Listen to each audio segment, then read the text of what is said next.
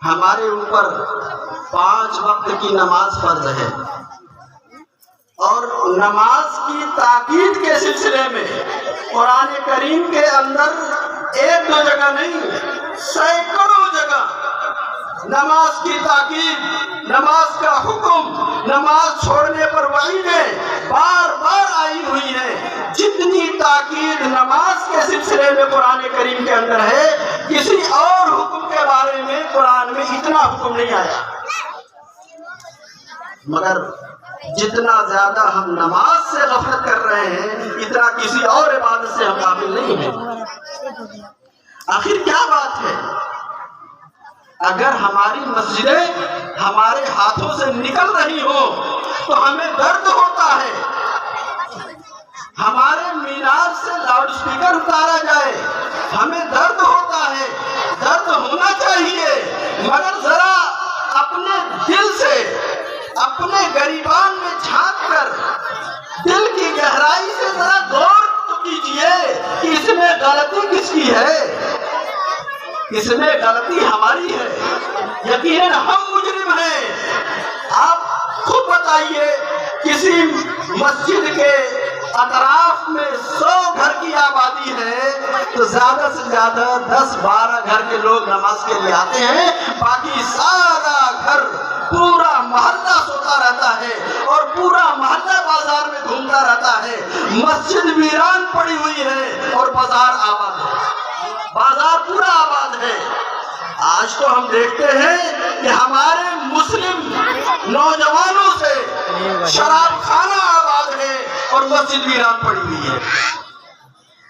جب ہم اپنے گھر کی حفاظت نہیں کریں گے، ہم اپنے سامان کی حفاظت نہیں کریں گے، تو کیا ہمارا سامان چوری نہیں ہوگا؟ ہمارا سامان غائب نہیں ہو جائے گا؟ ہم اپنے گھر کی حفاظت نہیں کریں گے تو ہمارے گھر پر دوسروں کا قبضہ نہیں ہو جائے گا؟ غلطی ہماری ہے، ہم اپنے گھر کی حفاظت نہیں کر رہے ہیں۔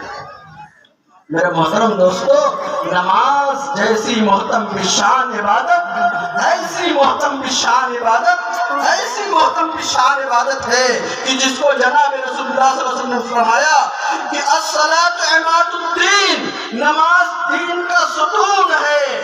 من اقامہا فقد اقام الدین، جس نے نماز کو قائم کیا اس نے اپنے دین کو قائم کیا۔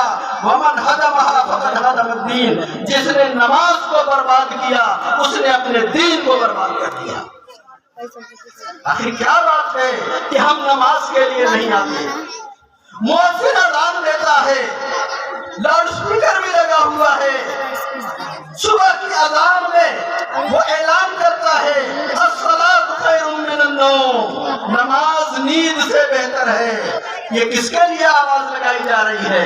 کسی دوسروں کے لیے نہیں، ہم مسلمانوں کے لیے آواز لگائی جا رہی ہے، مگر ہم چین کی نہیں سو رہے ہیں۔ کتنی غفلت ہے۔ تمام 5 وقت کی نمازوں کے ساتھ اذان جڑی ہوئی ہے، اطلاع دی جا رہی ہے کہ نماز کا وقت ہو گیا۔ اسلام کے ارکان جتنے ہیں، نماز کے علاوہ کسی رکن کے لیے کوئی اطلاع نہیں دی جاتی۔ زکوٰۃ کا وقت آتا ہے کوئی اذان نہیں ہوتی، رمضان آتا ہے کوئی اذان نہیں ہوتی، حج کا موسم آتا ہے کوئی اعلان نہیں ہوتا۔ مگر نماز اتنی اہم عبادت ہے کہ جب نماز کا وقت ہوتا ہے تو اذان دی جاتی ہے۔ اور یہ ہم نے لاؤڈ سپیکر کس لیے لگایا ہے؟ ہم نے اپنے منار پہ، مسجدوں کے میناروں پہ لاؤڈ سپیکر کس لیے لگایا ہے؟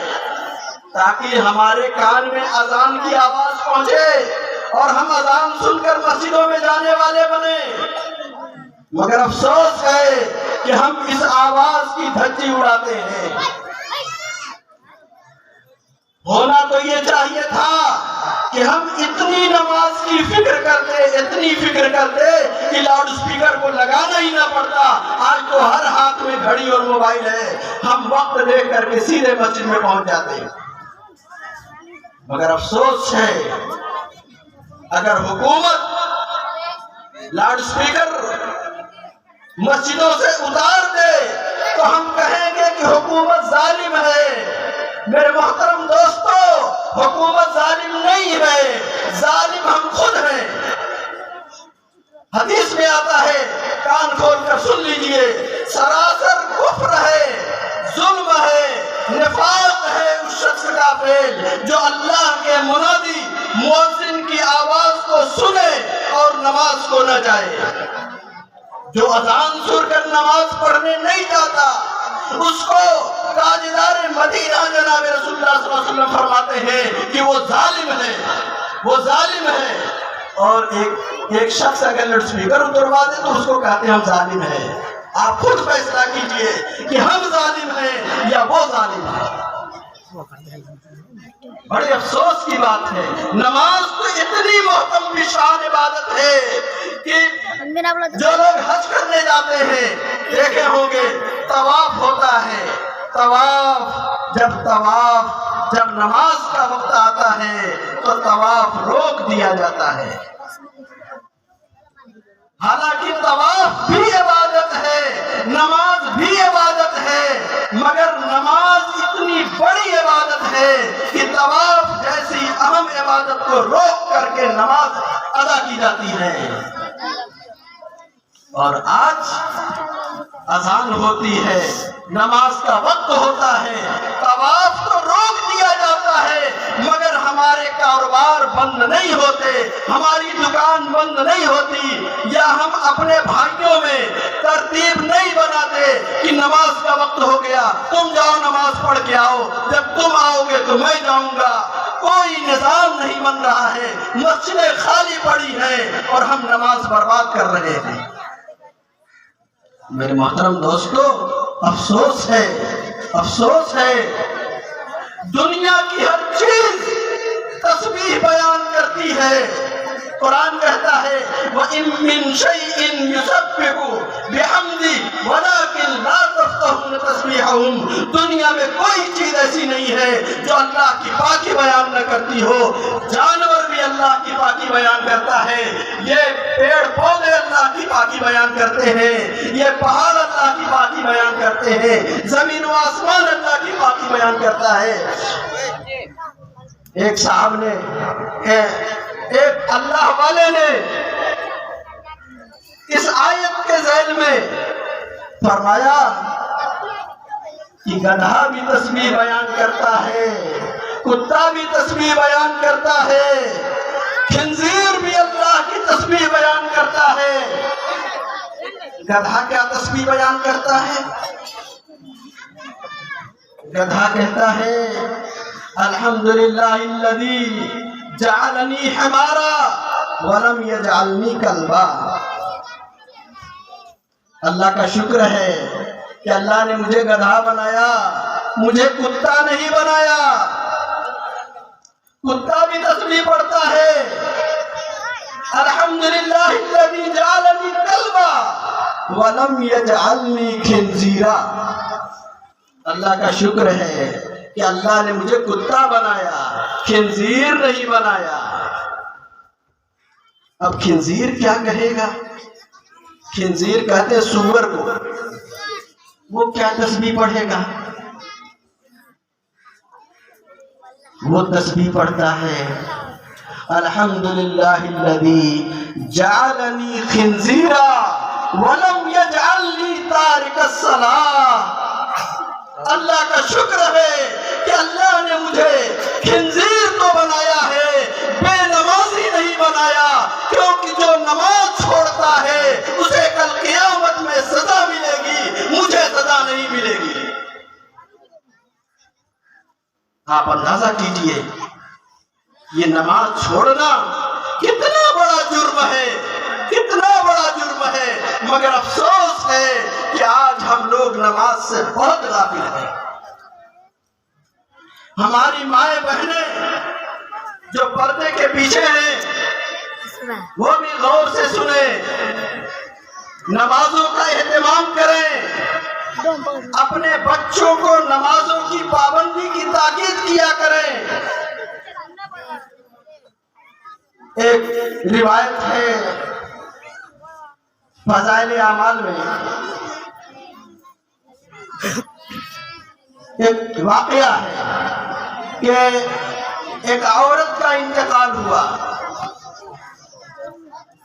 تو اس کے بھائی لوگ اس کو دفن کرنے کے لیے قبرستان لے کر گئے، قبر میں اس کو ڈالا۔ جو بھائی قبر میں اترا تھا اس کے پاس ایک پرس تھا، اتفاق سے قبر میں وہ پرس گر گیا اور اس کو پتہ نہیں چلا، دفن کر کے سب چلے آئے۔ بعد میں اس کو خیال ہوا کہ لگتا ہے کہ پرس میرا قبر ہی میں دفن ہو گیا۔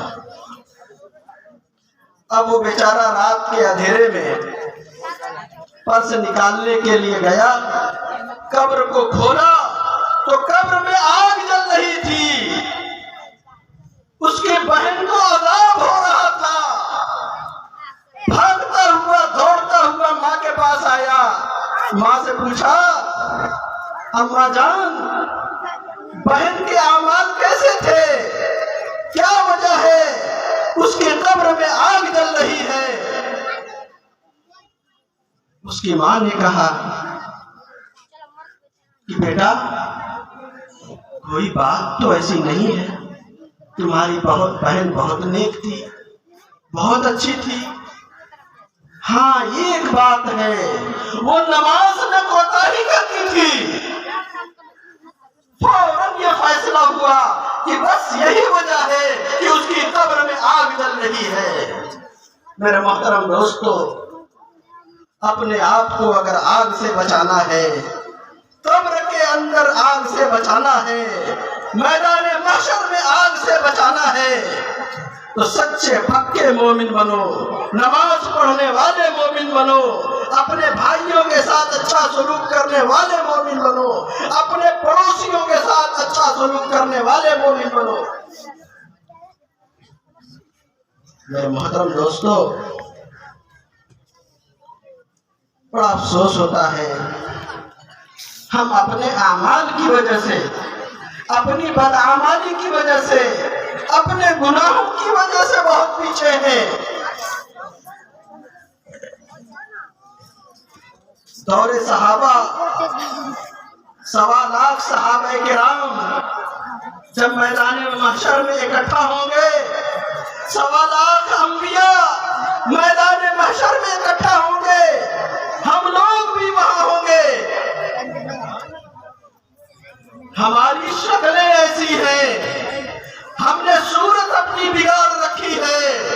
وہ صحابہ اکٹھا ہوں گے، وہ انبیاء اکٹھا ہوں گے، ان کے چہرے پہ داڑھی ہوگی، اس بیچ میں اس زمانے کے لوگ جب وہاں اکٹھا ہوں گے تو خدا کی قسم یہ پہچاننا مشکل ہوگا کہ یہ بھی ایمان والے ہیں یا دوسرے لوگ ہیں۔ ہم نے اپنے چہروں سے رسول اکرم صلی اللہ علیہ وسلم کی سنت کو کھرچ کے پھینک دیا ہے۔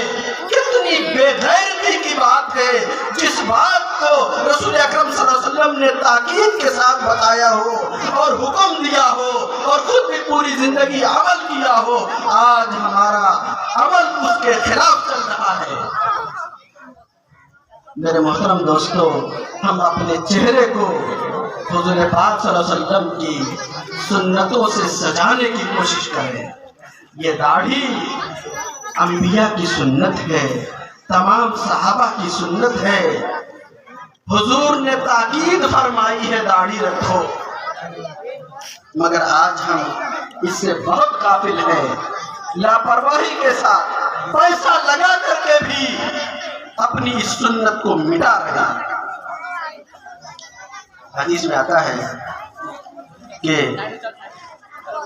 فرشتے آسمانوں پر تسبیح پڑھتے ہیں، سبحان من زین الرجال باللحا والنساء بالزوائد، کہ پاک ہے وہ ذات جس نے مردوں کو داڑھی سے زینت بخشی ہے اور عورتوں کو چوٹی سے زینت بخشی ہے۔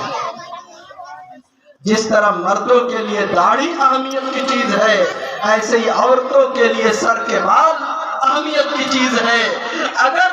اگر کوئی عورت اپنے سر کا بال مڑا لے پورا محلہ اس کو تنگ کر دے گا، اس کو تھو تھو کرے گا کہ کیسی عورت ہے جو اپنے سر کا بال مڑا کے چلتی ہے۔ میرے محترم دوستو، ویسا ہی گناہ داڑھی مڑانے پر بھی ہے۔ افسوس ہوتا ہے کہ دھڑلے سے داڑھی مڑائی جاتی ہے۔ ایک مرتبہ علامہ ابراہیم بلیاوی رحمت اللہ علیہ، آپ کے بلیا کے رہنے والے، وہ بیان جلدی نہیں کرتے تھے۔ کچھ لوگوں نے بہت کوشش کی، کہا کہ حضرت بس کچھ بھی بیان کر دیجئے، کچھ بھی بیان کر دیجئے۔ تو بڑی مشکل سے حضرت تیار ہوئے۔ تو بیٹھنے کے بعد انہوں نے چند بات کی، بس مختصر میں کہنے لگے کہ مردوں کی اصلاح عورتیں کر سکتی ہیں اور عورتوں کی اصلاح مرد کر سکتے ہیں۔ اب سارے لوگوں کا کام کھڑا ہے کہ حضرت کیا آگے فرمانا چاہتے ہیں۔ حضرت نے فرمایا کہ اگر مرد داڑھی ترشواتا ہے تو عورت کو بھی چاہیے کہ اپنے سر کا بال مڑا لے۔ میرے محترم دوستو، یہ کوئی معمولی بات نہیں ہے، معمولی بات نہیں ہے۔ ہمارے گھر میں، ہمارے اندر کتنا اللہ کا حکم ٹوٹ رہا ہے۔ ہم اپنی بھی فکر کریں، اپنے بیوی بچوں کی بھی فکر کریں۔ ہم جائزہ لیتے رہیں گھروں میں۔ ہم نماز پڑھ کے جب آئیں تو گھر میں معلوم کریں کس نے نماز نہیں پڑھا ہے، وہ جا کے نماز پڑھ لے۔ اس کی فکر کرے۔ گھر کا ذمہ دار اس کا ذمہ دار یہ ذمہ دار ہے۔ گھر کا ذمہ دار جب فکر کرے گا تو پورے گھر کا ماحول بنے گا۔ اگر گھر میں بگاڑ پیدا ہوتا ہے، پورا گھر بے نمازی ہو رہا ہے، تو یقین جانیے کہ گھر کا جو ذمہ دار ہوگا سب سے پہلے نمبر پہ اس کو پکڑا جائے گا، اس کی گرفت ہوگی۔ اس لیے پوری فکر کرنے کی ضرورت ہے۔ ہم اپنے اعمال کو سدھاریں، اپنے کو گناہوں سے بچانے کی کوشش کریں۔ ہماری بدعمالی کی وجہ سے یہ حالات دیکھنے پڑ رہے ہیں۔ یہ جو ملک کے حالات ہیں یہ ہماری بدعمالی کا نتیجہ ہے۔ ایک مرتبہ جب دلی میں نادر شاہ جب دلی پر قابض ہوا نادر شاہ، تو اس نے قتل عام کا حکم دے دیا۔ پوری دلی کے اندر گلی گلی میں لاشیں بکھری پڑی ہوئی تھی، ہزاروں لاشیں گر گئیں۔ چونکہ وقت کا حاکم تھا نادر شاہ اور اس نے قتل عام کا حکم دیا۔ اب اتنا قتل ہوا، لوگ حیران تھے، آخر کیا ہو رہا ہے، یہ حالات ایسے کیسے ہو گئے؟ اگر کوئی یہ کسی سے پوچھتا تھا تو پیچھے سے کوئی نہ کوئی گردن اڑا دیتا تھا، یعنی جواب بھی نہیں ملتا تھا کہ اس سے پہلے گردن اڑا دی جاتی تھی۔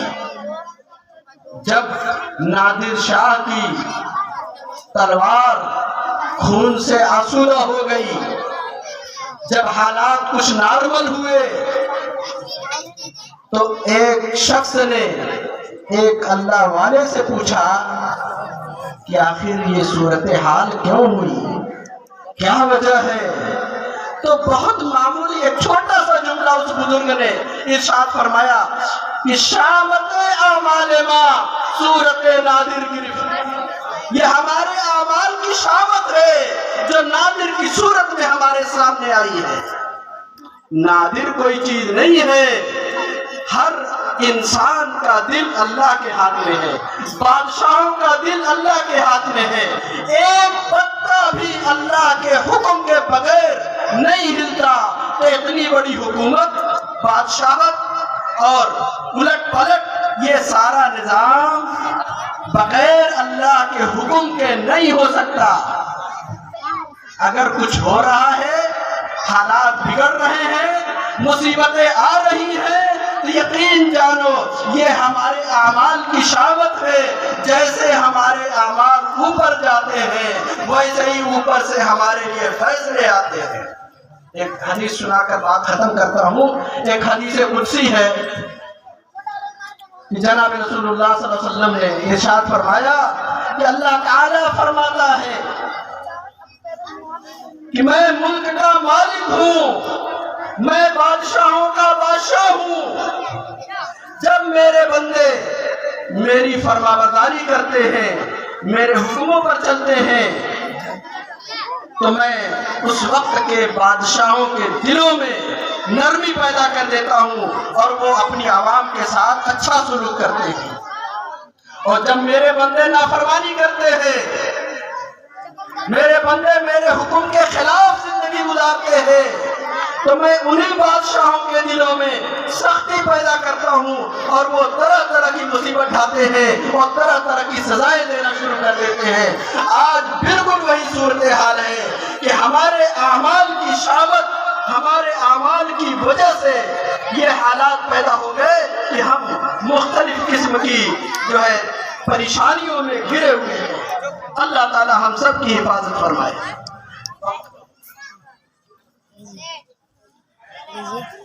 ایک حدیث, یہاں چونکہ پیچھے عورتیں بھی اچھی خاصی بیٹھی ہوئی ہیں, اللہ کے رسول نے فرمایا کہ المرأۃ اذا صلت خمسها وصامت شهرها وأحسنت فرجها وأطاعت بعلها فلتدخل من أي أبواب الجنة شاءت. کہ حضور پاک صلی اللہ علیہ وسلم نے عورتوں کے سلسلے میں فرمایا کہ جو عورت 5 وقت کی نماز کا اہتمام کرے, سال میں 1 مہینے کا روزہ رکھے اور اپنے عزت کی حفاظت کرے اور اپنے شوہر کی بات مان کر چلے, تو اللہ تعالیٰ اس کے لیے جنت کا دروازہ کھول دیتے ہیں. تمام دروازے جنت کے کھلے ہوئے ہیں. وہ عورت جس دروازے سے چاہے جنت میں داخل ہو سکتی ہے. اللہ تعالیٰ ہم سب کو کہنے سننے سے زیادہ عمل کی توفیق عطا فرمائے. وما علینا الا البلاغ.